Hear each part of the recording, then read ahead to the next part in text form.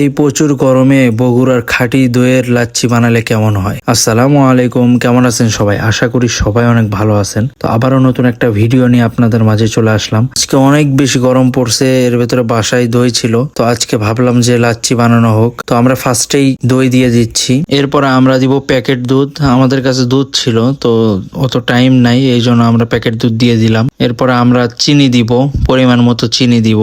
একটুখানি লেবুর রস দিয়ে দিলাম, লেবুটা পড়ে গেছে, যাই হোক আবার তুলে দিয়ে দিলাম একটুখানি লেবুর রস। আমরা বরফ দেই নাই, হালকা ঠান্ডা পানি দিছি, বরফ দিলে বেশি ঠান্ডা হয়ে যাবে। এরপর আমরা ব্লেন্ড করে নিব, একদম ফিনিশ করে নিব। আপনারা দেখতেই পারতেছেন, দেখতে অসাধারণ লাগতেছে, খাইতেও অনেক বেশি মজা লাগবে, দেখাই যাচ্ছে। সুন্দরভাবে গ্লাস একটু ঢেলে নিলাম। বাসায় নারিকেল ছিল, নারিকেল উপরে দিয়ে দিলাম। এরপরে একটু দিব বাদামও দিয়ে দিচ্ছি, আরো একটু সুন্দর লাগতেছে। এটা টেস্ট বলতে গেলে একদম অসাধারণ লাগছে, নিজের হাতে বানানো কোনো কিছু না, একদম বাসায় যা আছে এটা দিয়ে বানাইছি, খুব ভালো লাগছে। আপনারাও ট্রাই করতে পারেন।